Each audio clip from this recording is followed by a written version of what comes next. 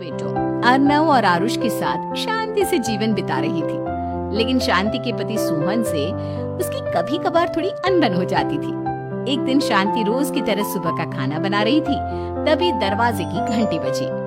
घंटी की आवाज सुनकर वो दरवाजे की ओर जाती हुई कहती है, अरे आती हूँ, कौन है, सब्र करो। शांति दरवाजा खोलती है तो देखती है कि उसके जेठ मोहनदास सामने खड़े होते हैं। वो सक पकाकर अपना घूंघट करती है और पैर छूकर कहती है, आइए आइए जेठ जी। कैसी हो शांति?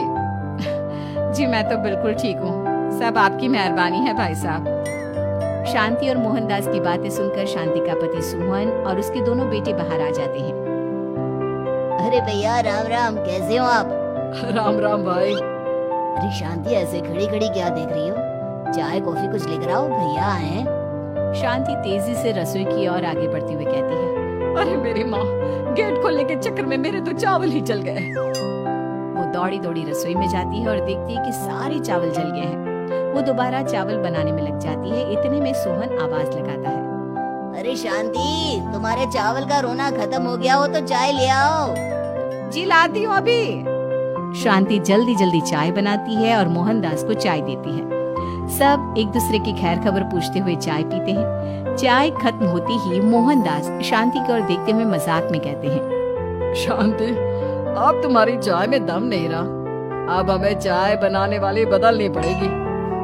ये कैसे मुमकिन होगा जेठ जी, घर और बाहर का सारा काम मुझे ही करना पड़ता है और कभी कभी जल्दी जल्दी के चक्कर में काम बिगड़ जाते हैं, जैसे आज चावल जल गए। अरे इसी का तो हल लेकर आया हूँ। मैंने रिश्ता देखा है अर्नव और आरुष के लिए। दोनों लड़कियां बहुत सुंदर और सुशील हैं। अगर आप दोनों इजाजत दें तो बात करूँ आगे। सोहन और शांति रिश्ते की बात सुनकर कहते हैं, अब ठीक है, बात चलाइए ना भैया, पर पहले लड़की के बारे में कुछ बताइए तो सही। हाँ हाँ भाई साहब, लड़की कैसी है, परिवार कैसा है, कहाँ के रहने वाले हैं? देखो परिवार तो बहुत अच्छा है, पर वे दोनों लोग बहुत गरीब हैं। दहेज में कुछ मिलेगा नहीं। अरे हमें दहेज में कुछ चाहिए भी नहीं, बस लड़की संस्कारी होनी चाहिए। एक लड़की तो पढ़ी लिखी है और शहर की रहने वाली है, पर दूसरी अपनी गरीबी की वजह से पढ़ न सकी और गांव में रहती है, लेकिन दोनों है बहुत खूबसूरत। अगर तुम सबको देखते ही पसंद ना आ जाए तो मेरा नाम बदल देना। हाँ, पर तो हम आके मूंद कर भरोसा कर सकते हैं भैया। अब आगे बात चलाइए, हम शादी करने को तैयार हैं। कुछ ही दिन में अर्नव और आरुष की शादी हो जाती है। आरुष की शादी अनपढ़ लड़की मंजरी से हो जाती है, जो कि बहुत भोली भी होती है, और अर्नव की शादी पढ़ी लिखी लड़की तनुजा से हो जाती है, जो कि घमंडी और चालू होती है।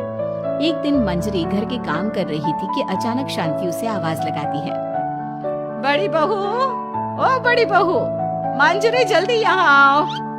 मंजरी जल्दी जल्दी शांति के पास जाती है। बेटा मेरे पैर दबा दे, बहुत दर्द हो रहा है। जी माँ जी, बस बर्तन धोकर आती हूँ। अरे बैठ यहाँ, मेरे पैर में बहुत तेज दर्द हो रहा है, बर्तन छोटी बहू धो लेगी। मंजरी शांति के पैर दबाने लगती है तो शांति तनुजा को आवाज लगाती है, छोटी बहू, और छोटी बहू। तनुजा थोड़ी देर से आराम से चलकर आती है। जी माँ जी, आपने बुलाया मुझे? आपको कोई काम था क्या? तू कुछ काम कर रही है या? शांति की बात काटते हुए तनुजा बोलती है, कुछ नहीं माँ, फोन पर अपने घर पर बात कर रही थी। अरे बाद में बात करियो अपने घर वालों से, पहले जाके बर्तन धो ले। तनुजा मुंह बनाते हुए अपनी जेठानी की ओर देखती है और मन ही मन कहती है, ये महारानी वहाँ बैठी है, ये नहीं कि बर्तन धो ले। मैंने इतनी पढ़ाई बर्तन धोने के लिए की थी क्या? तनुजा दांत पीसकर वहाँ से चली जाती है। अगले दिन सब दफ्तर चले जाते हैं, तभी डाकिया चिट्ठी लाता है। शांति चिट्ठी लेकर मंजरी से कहती है, बड़ी बहू, जरा छोटी बहू को बुलाना, एक चिट्ठी आई है। मेरी तो आंखें कमजोर है तो मुझसे पढ़ा नहीं जाएगा। मंजरी तनुजा के पास जाकर कहती है, तनुजा, तुम्हें माँ जी बुला रही हैं। मुझ पर हुक्म मत चलाओ, काम बताओ काम। अरे मैंने तुम पर कहाँ हुक्म चलाया, और हुक्म चला भी दूंगी तो क्या हुआ, तुम तो मेरी छोटी बहन की तरह हो ना। तुम जैसी अनपढ़, जाहिल और गांव की गवार मेरी बहन नहीं हो सकती। बेचारी मंजरी तनुजा की बात सुनकर अपना सा मुंह लेकर